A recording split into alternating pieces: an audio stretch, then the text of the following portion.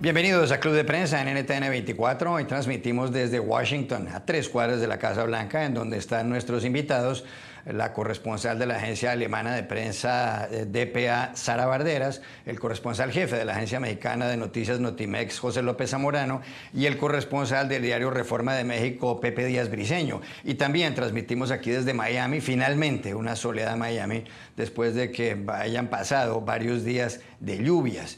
Y el primer asunto, saludando a nuestros invitados en la capital de los Estados Unidos, tiene que ver precisamente con el huracán Harvey, que se ha convertido en tormenta tropical en el estado de Texas, pero está afectando también a las costas de Luisiana. Ha habido, que se sepa, 6 muertos, los daños son incalculables. Ha habido lluvias enormes y fuertísimas sobre Houston, que es la 4ª ciudad de los Estados Unidos en población, después de Nueva York, de Los Ángeles y de Chicago. Como ustedes pueden ver en las imágenes, prácticamente se ha convertido en un lago esa ciudad de Texas, y otras ciudades costeras de ese estado como Corpus Christi se han visto muy afectadas. Pero quiero empezar preguntándole a José López Zamorano por la respuesta política que tiene que venir como consecuencia de este huracán y de los daños incalculables ocasionados. El presidente de Estados Unidos, Donald Trump, ha anunciado que mañana martes va a viajar, va a desplazarse a Texas. Recordemos lo que pasó en el año 2005 con el huracán Katrina, donde hubo más de 1.200 muertos, que se dijo que el entonces presidente George W. Bush había tardado en llegar.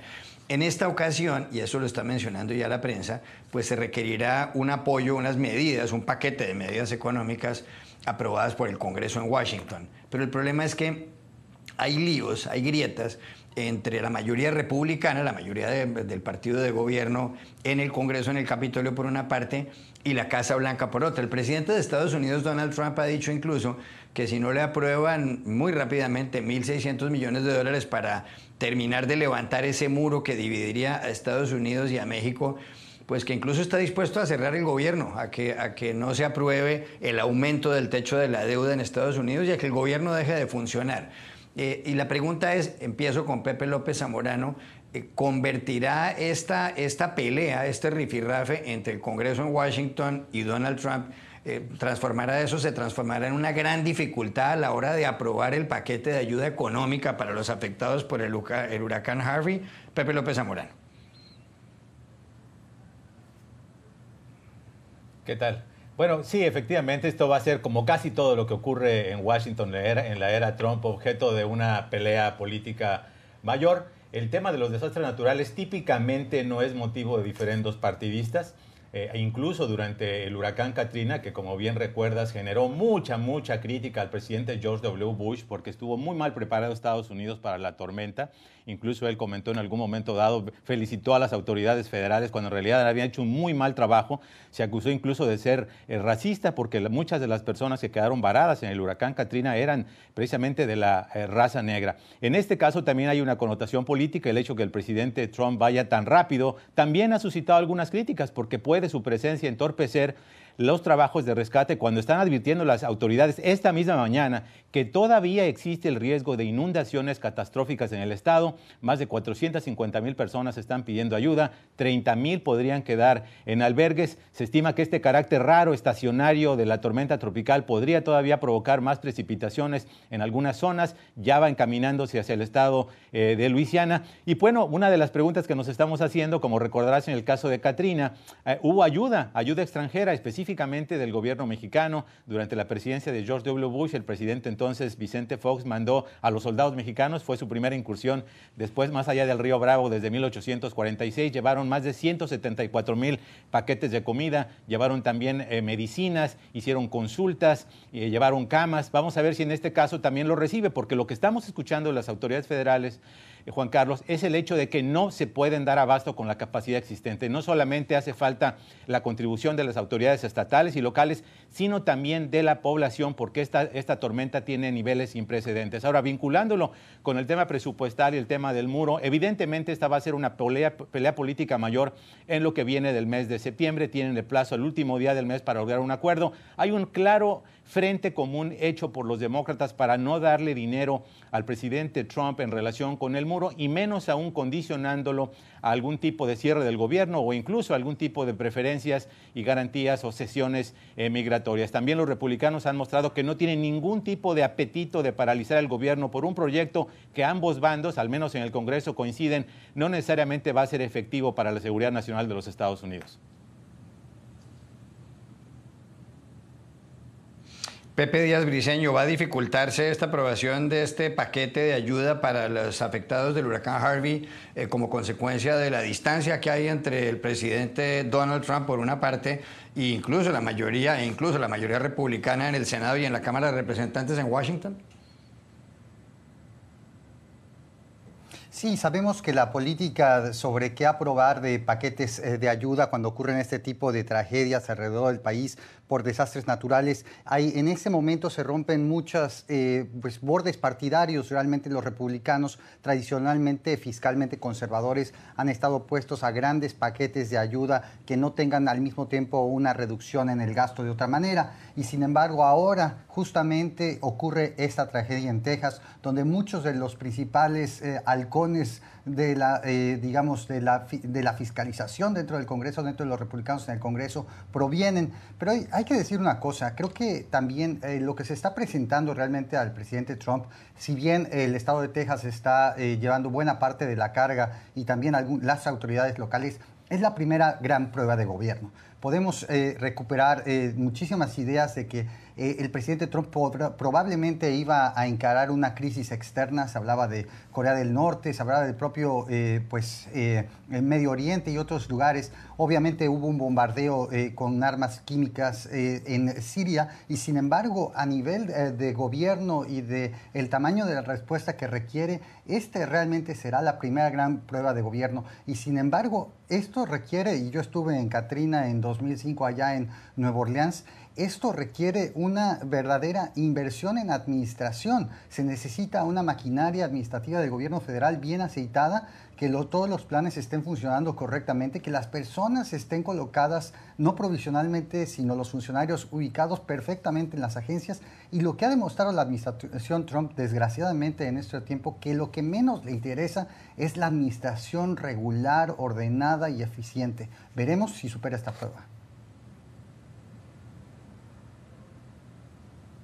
Sara Barderas, ¿coincide con ese punto de vista de Pepe Díaz Briceño en el sentido de que esta es la primera verdadera prueba de fuego para Trump, en el sentido de que aquí hay que gobernar, hay que administrar, aquí no funciona mandar un mensaje por la cuenta de Twitter para cambiar el estado de la opinión pública? ¿Es esta la primera prueba de fuego para Donald Trump como presidente, Sara?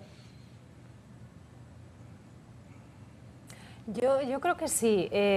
Una catástrofe natural es siempre una prueba muy delicada para un gobernante, y esta es la primera a la que se enfrenta Trump 7 meses después de llegar a la Casa Blanca. Como decía Pepe, se pensaba que Corea, otro tipo de temas internacionales, pero al final, de cara a su país, a sus ciudadanos, a sus votantes, esta es la gran prueba de fuego. Y no solo tiene que gobernar, también tiene que dar la imagen de que está gobernando. Son dos cosas distintas. Hay que actuar, pero también hay que saber comportarse de alguna forma, y yo creo que empezó ya con mal pie, porque este fin de semana, mientras teníamos a Texas, a Houston, inundándose, tuiteó acerca del muro otra vez, exigiendo el levantamiento del muro, cuando un estado fronterizo con México está en la situación en la que está. Y como decía Pepe antes, tenemos el precedente de cuando México prestó esa gran ayuda a Estados Unidos durante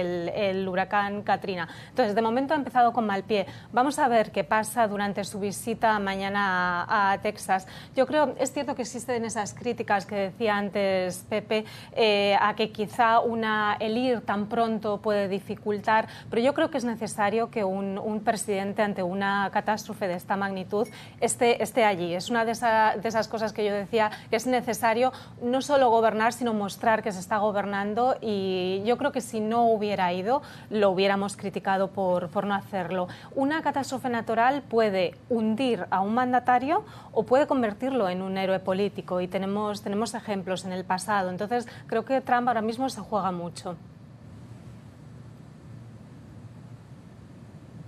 A propósito de Donald Trump, y aquí quiero hacerle la pregunta a José Díaz Briceño, el corresponsal de Reforma de México, tomó una determinación el viernes de la semana pasada en relación con Joe Arpaio. Joe Arpaio es un sheriff, o era el sheriff del condado de Maricopa, del Maricopa County, como se dice, en el estado de Arizona. Un hombre que tiene 85 años y que además había sido condenado por desacato, en el sentido de que él lleva ya varios años, o llevaba varios años, arrestando, deteniendo, haciendo redadas en la calle, pero afectando siempre a personas que tenían un perfil racial, una fisonomía hispana.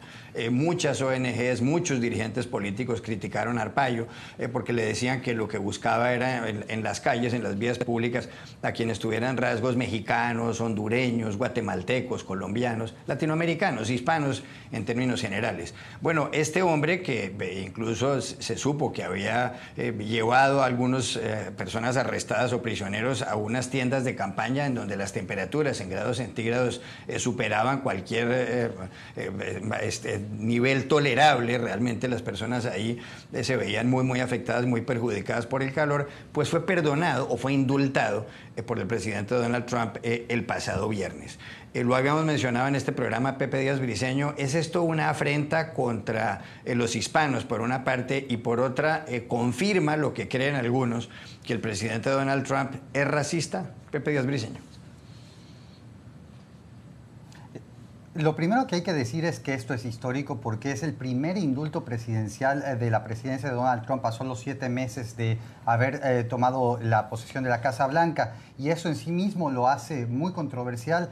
Lo hizo también sin recomendación por parte del Departamento de Justicia, que también lo hace de una manera muy polémica. Y tercero, lo hace a favor de una figura que es considerado pues quizá una de las personas más populares de manera negativa entre la comunidad hispana de Estados Unidos. Pocos nombres en la comunidad latina de Estados Unidos son tan conocidos como el de Joe Arpaio. Ni siquiera gente como Pitbull o la propia Jennifer López son tan conocidos por el carácter que tiene este señor de realmente odio hacia los inmigrantes. Hay que decir que el desacato se dio en 2011 y este es solo uno de múltiples procesos donde se le ha acusado a Arpaio de justamente de utilizar el perfil racial para detener a personas y olvidar sobre todo distintos aspectos básicos de combatir el crimen por 23 años en el condado de Maricopa.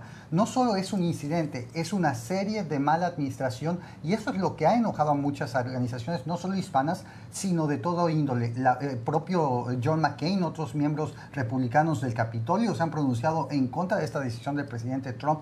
También pone un antecedente sumamente grave porque el señor Arpaio ha sido uno de los principales simpatizantes, incluso lo presentó el presidente Trump en la Convención Nacional Republicana a favor de él, y obviamente ha adoptado muchas de sus posturas en contra de la inmigración indocumentada. Es realmente inaudito que un señor como Arpaio sea glorificado, porque en su propio comunicado en donde se dio esta información se dice que tuvo un destacado servicio a la nación, cuando hay múltiples acusaciones de irregularidades en su contra. José López Zamorano, ¿está de acuerdo con ese punto de vista de Pepe Díaz Briceño? Sí, yo puedo afirmar 100% lo que acaba de decir Pepe. Definitivamente, esta es una afrenta para la comunidad latina. Es una confirmación adicional que el presidente Donald Trump se va a convertir en un factor de división y polarización en este país, aún más de lo que ya ha sido, y que justamente cualquier intencionalidad que hubiera habido de buscar algún centrismo político, buscar convertirse en un factor de unidad, quedó totalmente sepultado. Lo empezamos a ver con Charlottesville, ahora con el perdón al señor Arpaio, creo que queda absolutamente confirmado. Y es que no se trata simplemente de que el presidente perdone a una persona que probablemente cometió un error, una indiscreción, etcétera. Estamos hablando de una figura que es la autoridad en un condado como es el condado de Maricopa, que durante décadas, exactamente 6 décadas, se dedicó a discriminar contra los latinos, y cuando estas prácticas, estas conductas fueron investigadas desde 2011, jueces sucesivamente le pidieron que dejara de hacerlo porque representaba una violación a los derechos constitucionales de los latinos, porque hay que recordar que no solamente lo hizo contra indocumentados, lo hizo contra ciudadanos de los Estados Unidos, simplemente que eran detenidos por parecer latinos, lo cual es una violación legal. Yo creo que este caso da para mucho. porque lo que reporta The Washington Post en el sentido de que el presidente Trump no solamente emitió ese perdón, sino que lo hizo solo después de que intentó convencer o persuadir o presionar al Procurador General de Justicia, Jeff Sessions, de que cerrara la investigación por violación de los derechos civiles que mantiene todavía el Departamento de Justicia. Creo que esto todavía va a llegar a casar al presidente. Definitivamente esto es un toque absolutamente negativo para él, no solamente entre la comunidad latina, sino también entre las organizaciones de defensa de los derechos civiles y, como decía Pepe, entre los propios republicanos. El propio presidente de la Cámara Baja, Paul Ryan, salió a pronunciarse en contra de esta decisión del presidente. Yo creo que va a llegar a casarlo políticamente por varios años. Una estocada, dice Pepe López Zamorano. Y ya regresamos a Club de Prensa. Volvemos a Club de Prensa en NTN 24 desde Washington, a 3 cuadras de la Casa Blanca, y desde Miami, aquí una soleada Miami finalmente después de varios días de lluvia. Y vamos a hablar de Barcelona, de la capital de Cataluña en España, y quiero preguntarle a Sara Barderas, periodista española, por lo sucedido en la manifestación del sábado pasado en el centro de esa ciudad. Hace 2 semanas, el sábado antepasado, se produjo, como sabe todo el mundo, aquel atentado donde murieron 15, 16 personas, creo que van ya, o 15 en realidad, en la Rambla de Barcelona, en una de las avenidas o la avenida peatonal más emblemática y más abierta que tiene esa ciudad, una ciudad muy turística. Y la Rambla es una zona en donde la gente camina, es un gran paseo peatonal con unos carriles para vehículos a los lados, pero realmente hay pocos automóviles allí en comparación con la gran cantidad de gente. El Estado Islámico y varios jóvenes que fueron abatidos, por lo demás en su mayor parte, atropellaron mortalmente a estas personas. Hubo manifestación el pasado sábado de rechazo al terrorismo. La manifestación estuvo encabezada por Felipe VI, Felipe de Borbón, el rey de España. Estuvo Mariano Rajoy, el presidente del gobierno. Estuvo Carles Puigdemont, que es el presidente del gobierno regional de Cataluña, de lo que se le llama la Generalitat. Pero en esta marcha hubo muchas banderas independentistas de Cataluña. Y además hubo personas que le gritaron al rey que era un hipócrita porque no se puede estar en una marcha contra el terrorismo cuando uno negocia con algunas monarquías musulmanas que se supone que apoyan al terrorismo, como es el caso de Arabia Saudí, a donde España tiene comercio de armas con el gobierno de Arabia Saudí. Y aquí quiero preguntarle a Sara Barderas si esta manifestación terminó tomada por esa controversia o ese enfrentamiento político en España. El próximo 1 de octubre, en 35 días, está previsto un referendo independentista convocado por las autoridades de Cataluña. Según la Constitución española y el Tribunal Constitucional, ese referendo no se ajusta a la Constitución, incluso se ha convocado en etapas anteriores. Se tomó la controversia de la independencia de Cataluña, esta manifestación que debió haber sido una manifestación general contra el terrorismo, contra la muerte. Inclusive Enric González, periodista del diario El Mundo de Madrid, tituló un artículo muy bueno con las palabras "pobres muertos". Sara Barderas. Sí, yo creo que desgraciadamente sí que la manifestación, la unidad, se vio opacada por la desunión política, ¿no? Todas las opiniones políticas creo que han de ser respetadas, pero sí creo que el otro día, como española, era un día para la unión contra el terrorismo. Era el segundo atentado terrorista yihadista que sufrimos en España el primero desde el 11M. Ha provocado en la población española un shock muy fuerte.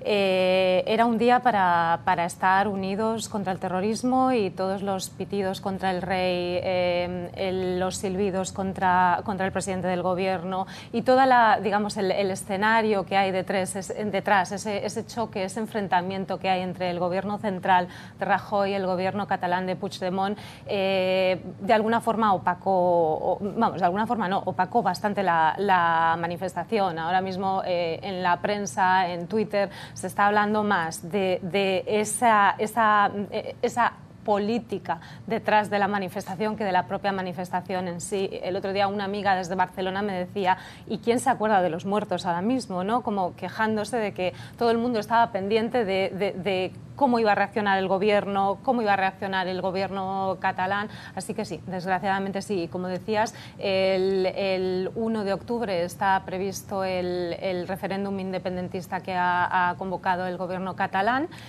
sin el consentimiento del gobierno central español. Hoy justo se anunciaba en Cataluña que se iba a aprobar la llamada ley de transitoriedad antes de ese referéndum. Es una ley que de alguna forma sienta los pilares básicos del futuro hipotético Estado catalán, establece, digamos, un marco jurídico para el primer año después de un supuesto sí a la independencia y una desconexión de España. Esto era algo, el propio partido de Puigdemont dudaba de si aprobarla ahora mismo o aprobarla a posteriori, porque es un paso más hacia la desobediencia y sabe que el Estado español va a reaccionar con un recurso ante el Constitucional, como ha venido haciendo hasta ahora con cada uno de los pasos que se han dado en Cataluña hacia la independencia. Pero al final ha cedido a las presiones de otros partidos independentistas, que lo que pretenden de esta forma es asegurar que nadie va a echar marcha atrás antes del referéndum. Pepe Díaz Briceño, ¿empañó esta controversia por la independencia de Cataluña la manifestación contra el terrorismo del sábado pasado en Barcelona? Sin duda llama la atención como extranjero ver una manifestación que en principio es para refrendar la paz, que sea manchada de alguna manera por estas consignas políticas, y sin embargo yo soy optimista en el sentido de que esto es justamente lo que ocurre en democracia, esto es justamente el tipo de libertades que se gozan, y bueno, realmente le da argumentos pues a las dos partes para decir esto está ocurriendo abiertamente, sin esconderse, y pienso que en otros países sería difícil de lograr. Obviamente el reto para España es lograr una situación que pues satisfaga a los dos bandos. Puede sin duda, como bien dice Sara, que los polos opuestos se sigan pues realmente haciendo todavía más agudos, y sin embargo hay que decir, en este momento España permite una manifestación donde los puntos de vista son expresados, aun cuando no nos guste. ¿Está de acuerdo con ese análisis, Pepe López Zamorano? Sí, evidentemente la idea de que se manden varios mensajes en una manifestación que originalmente estaba convocada a ser un mensaje de rechazo al terrorismo, desdibuja ese mensaje, no hay lugar a dudas. Obviamente sabemos cuál es el trasfondo político que existe entre Cataluña y Madrid, pero el hecho, me parece, de que quizás se le esté dando una sobredimensión al hecho de que hay algunas expresiones de molestia y de abucheo contra el rey, es natural que ocurran. Los que hemos cubierto movilizaciones en nuestros países o aquí en los Estados Unidos, nunca hay un mensaje unívoco, siempre hay algunos mensajes encontrados, incluso durante estas grandes movilizaciones, y es normal, porque los grandes contingentes muchas veces están compuestos de un grado diferente de personas, de grupos que tienen intereses diferentes, pero también me da la impresión que estas diferencias se han magnificado por la cobertura de la prensa. Nos encanta el conflicto, y si vamos a una manifestación de 10,000 personas y vemos a un grupo de 5 personas gritando una consigna en contra, los medios vamos a irnos con la consigna de 5 personas, porque esa es la realidad, nos encanta el conflicto. Entonces me parece que se ha magnificado demasiado el tema de los abucheos contra lo que fue un mensaje inequívoco, el hecho de que reúnas, según algunos conteos, a 500,000 de personas que lanzan una consigna unívoca contra el terrorismo, y a lo mejor hay algunos grupos que están abucheando al rey. Me parece que de alguna manera debe de verse así matizadamente y no necesariamente como una contrariedad de lo que es este mensaje claro en Barcelona contra el terrorismo. Cambio de asunto para hablar sobre Colombia. Ayer, en el Centro de Convenciones de Bogotá, tuvo lugar el primer encuentro, la primera reunión de los militantes de las FARC para poner en marcha su partido político. Conviene recordar que las FARC fueron un grupo guerrillero hasta el año pasado, cuando después de más de 50 años de conflicto con el Estado colombiano firmaron un acuerdo de paz que fue ratificado por el Congreso de la República.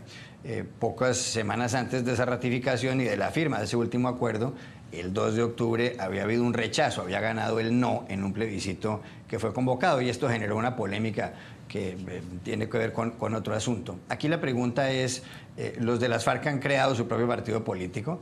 Algunos quieren que responda a las mismas siglas, a las siglas FARC, que cuando eran guerrilleros quería decir Fuerzas Armadas Revolucionarias de Colombia.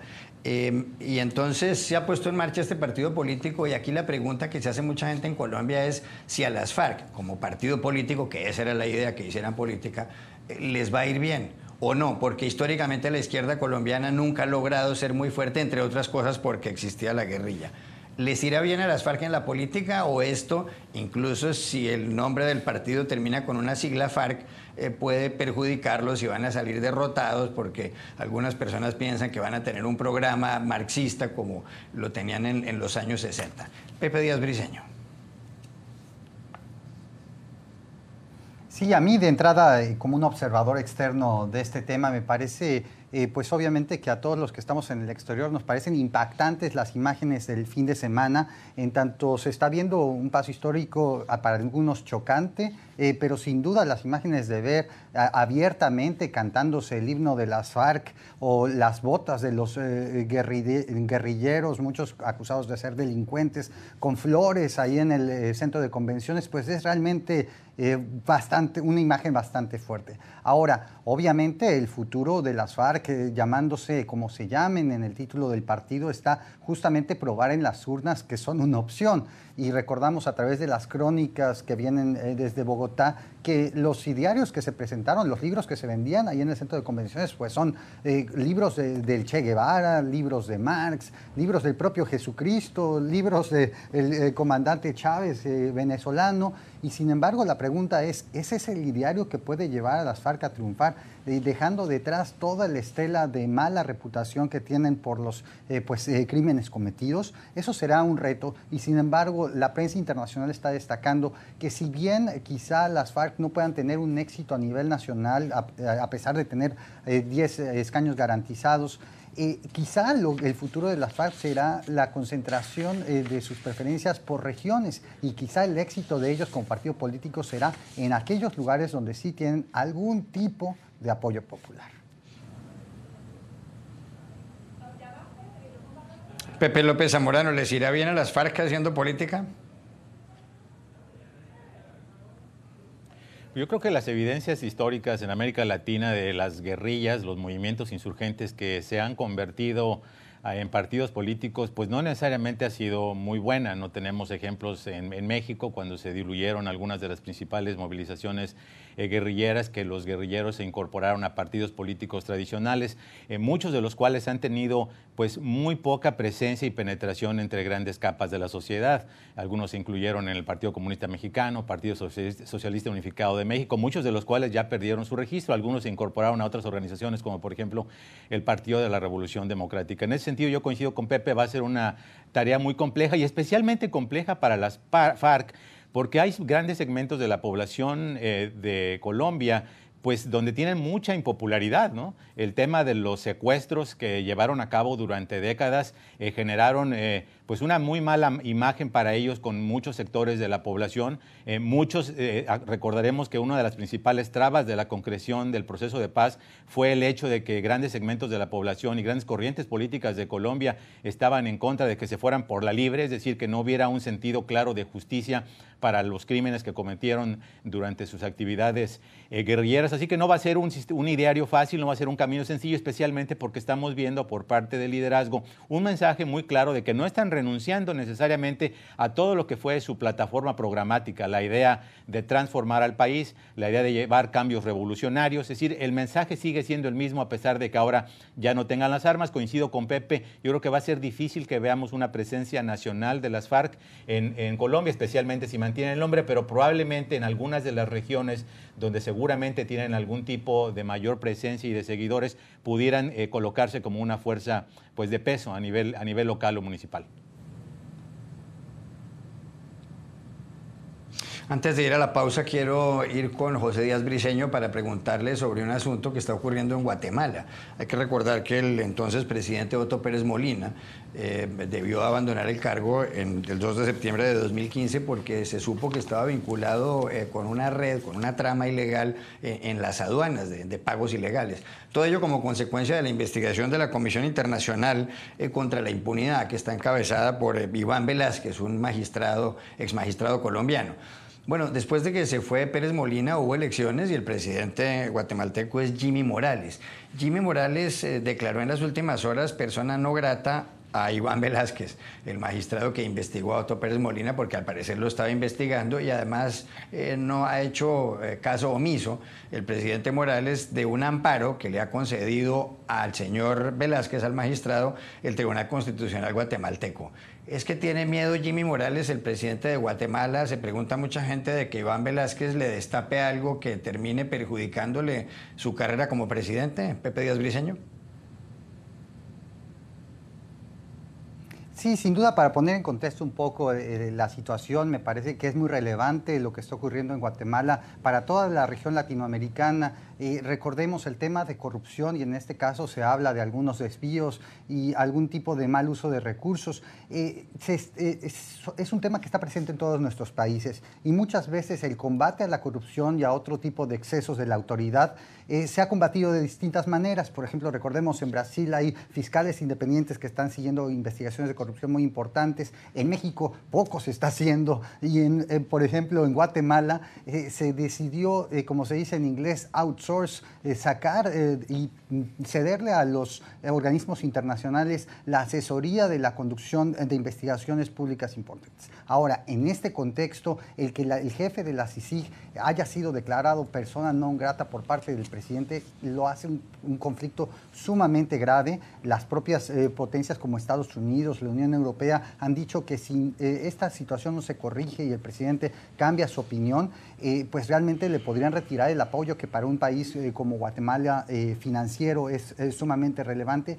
Y hay que recordar, la CICIG ha sido una figura clave en la vida política de Guatemala en los últimos 10 años, porque ha conseguido distintas condenas contra, por ejemplo, el expresidente Portillo por cuestiones de corrupción, cuestiones de asesinatos extrajudiciales, el desarmar distintas redes de corrupción al interior del ejército. Es una figura sumamente importante y el hecho de que esté siendo cuestionada por el presidente, él le dice, por lealtad a la nación he decidido declararlo persona non grata, es sumamente grave.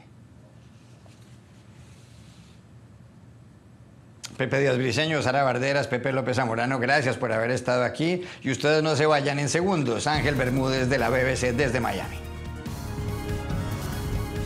Volvemos a Club de Prensa en NTN 24 desde Miami y ahora le doy la bienvenida a Ángel Bermúdez, periodista y analista de la BBC. Gracias, Ángel, por estar aquí. Muchas gracias por la invitación. Usted es venezolano, ha vivido en España, es analista político y hay mucha noticia de Venezuela. La primera de ellas tiene que ver con algo que pasó el viernes, porque el gobierno de Estados Unidos impuso por primera vez una serie de sanciones contra Venezuela. Por ejemplo, se prohíbe que un banco de inversión como Goldman Sachs compre bonos de deuda venezolanos, que ocurrió hace poco y le pagó a Venezuela 2.800 millones de dólares. Hay quienes dicen que eso sirvió para que pudiera respirar financieramente un poco el gobierno. Hasta ahora había habido solamente sanciones dirigidas a ciertas personas del régimen venezolano, incluso Nicolás Maduro, que por ejemplo no puede usar una tarjeta de crédito Mastercard. ¿Cuál es su opinión sobre estas sanciones? ¿Qué va a pasar con estas sanciones en Venezuela? La imposición de estas sanciones financieras dificultan mucho la situación del gobierno de Venezuela, que tiene un calendario muy apretado de pago de deuda externa, que está, digamos, viene por varios años golpeado por la caída de los precios del petróleo, tiene un gasto público muy elevado al cual hacer frente. Venezuela importa gran parte de lo que consume, incluidos los alimentos, aunque las sanciones impuestas por el gobierno de Estados Unidos dejan aparte, digamos, no tocan lo relativo a las importaciones de comida y alimentos, tampoco tocan el petróleo, tampoco tocan la importación o la exportación petrolera, pero fundamentalmente lo que hacen es aumentar la asfixia financiera que sufre el gobierno de Maduro, que viene enfrentando grandes dificultades para conseguir financiamiento externo. La operación, por ejemplo, con Goldman Sachs es una operación que llama mucho la atención por los montos que se manejan. Los bonos que compró Goldman Sachs valen 2.800 millones de dólares, pero Goldman Sachs pagó 800 millones de dólares. Es decir, que además son unos bonos cuyo pago llega a término en el año 2022, con lo cual en un plazo relativamente muy corto la ganancia es muy amplia. Y eso tiene que ver con las dificultades que enfrenta el gobierno de Venezuela en términos de credibilidad en sus finanzas, digamos, lo que los mercados perciben como la situación de las finanzas venezolanas. La CEPAL, por ejemplo, estima que este año la economía venezolana decrecerá 7%. Digamos, es la economía más maltrecha que hay en todo el continente y es una de las más maltrechas del mundo. No me atrevo a afirmar que sea la más maltrecha del mundo, pero lo que sí dicen los expertos es que la situación de la economía venezolana es como la mayor crisis que se ha dado en un país que no ha sufrido ni una catástrofe ni una guerra. Entonces, es lo curioso de la crisis venezolana, que la situación de la economía está muy maltrecha sin que haya ocurrido ninguna de estas dos cosas. Hay gente que se pregunta si estas sanciones no terminan perjudicando al ciudadano común venezolano. Es como cuando se habla de si Estados Unidos debería dejar de comprarle petróleo a Venezuela. Estados Unidos le compra a Venezuela casi 800.000 barriles de petróleo al día, lo cual para Venezuela son 30 millones de dólares diarios cada 24 horas. ¿Estas sanciones para lo que quiere Estados Unidos sí funcionarán o eso va a terminar perjudicando a un albañil que vive en Valencia, en Venezuela, o a un tendero que vive en Maracaibo, o a un abogado que vive en Caracas? Bueno, a ver, había mucha gente que en Venezuela, incluso gente de oposición, que se oponía a la aplicación de cualquier tipo de sanciones, fundamentalmente, por eso digo que es un tema divisivo, fundamentalmente porque la situación de la economía venezolana y la crisis de alimentos y de abastecimiento es tan severa que pensaban que cualquier tipo de sanción que se pusiera podría afectar al ciudadano común. El gobierno de Estados Unidos dice que estas sanciones fueron calibradas, usa esa expresión, específicamente para afectar las finanzas del gobierno sin afectar a los ciudadanos. Y de hecho, una de las cosas que queda claro es que, por ejemplo, la venta de medicinas y de medicamentos no se toca de ninguna manera. Ahora, ya el gobierno venezolano está diciendo, lo dijo la presidenta de la Asamblea Nacional Constituyente, que hay barcos con medicinas y alimentos que están en las costas de Venezuela y que el gobierno ahora no tiene dinero para pagarles debido a las sanciones. Por otro lado, los opositores al gobierno dicen, pero es que la falta de medicinas y alimentos no empezó el viernes cuando se impusieron las sanciones, sino que llevan años. De hecho, esta mañana era muy interesante, en la radio venezolana había una experta de Cáritas hablando y decía, por ejemplo, en el caso de la desnutrición infantil, que ya la situación estaba llegando a que algo así como el 33%, si no recuerdo mal la cifra, de los niños estaban sufriendo problemas de aumento de talla. Es decir, que ya no solamente era que estaban bajos de peso, sino que ya habían dejado de crecer por la falta de una adecuada nutrición. Oiga, hay otro asunto que llama la atención, es que la Fiscalía en Nueva York ha pedido cadena perpetua para dos sobrinos políticos del presidente de Venezuela, Nicolás Maduro, dos sobrinos de Cilia Flores, de la primera dama. Se trata de Efraín Antonio Campos Flores y de Francisco Flores de Freitas. Ellos fueron arrestados en el Caribe y fueron llevados después a Nueva York y están acusados de haber tomado parte en el tráfico de 800 kilos de cocaína que entraron a los Estados Unidos, y se les acusa de perjurio, de tráfico de drogas, incluso de haber participado posiblemente en un homicidio. La condena fue proferida en el año 2016, el año pasado, pero ya la sentencia definitiva debería ser conocida el próximo 13 de septiembre, realmente. Deberían ser condenados, es decir, la pena debería ser, se va a conocer el 13 de septiembre. ¿Deberían ser condenados a cadena perpetua o esto es una exageración?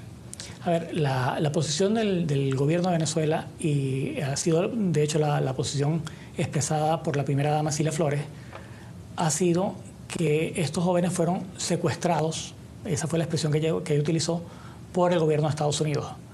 Ahora bien, la experiencia indica que Estados Unidos suele tomarse muy en serio estos temas de narcotráfico y da la impresión de que una vez que ya han sido condenados el año pasado y que ahora lo que se espera es, digamos, lo que se está dilucidando es cuál sería el tamaño de la pena y que la Fiscalía está pidiendo esta prisión perpetua, la situación jurídica de ellos es realmente muy difícil y no luce muy probable que puedan salir muy bien librados de esta situación. O sea, ¿usted cree que pueden ser condenados a cadena, que la pena que les pueden imponer puede llegar a ser la cadena perpetua? A ver, evidentemente esto es un tema que tendría que dilucidar los juristas, pero lo que digo es que por la experiencia de cómo trata Estados Unidos los temas de narcotráfico, una vez que se ha producido la condena, es muy difícil que se eche para atrás. Exactamente. Digamos,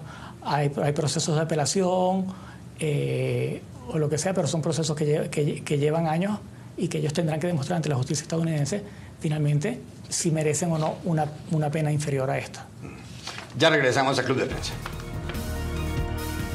Volvemos a Club de Prensa en NTN 24 desde Miami para despedirnos. Ángel Bermúdez de la BBC, gracias por haber estado aquí. Muchas gracias. Y lo esperamos en una próxima oportunidad y a ustedes los espero mañana nuevamente a Club de Prensa.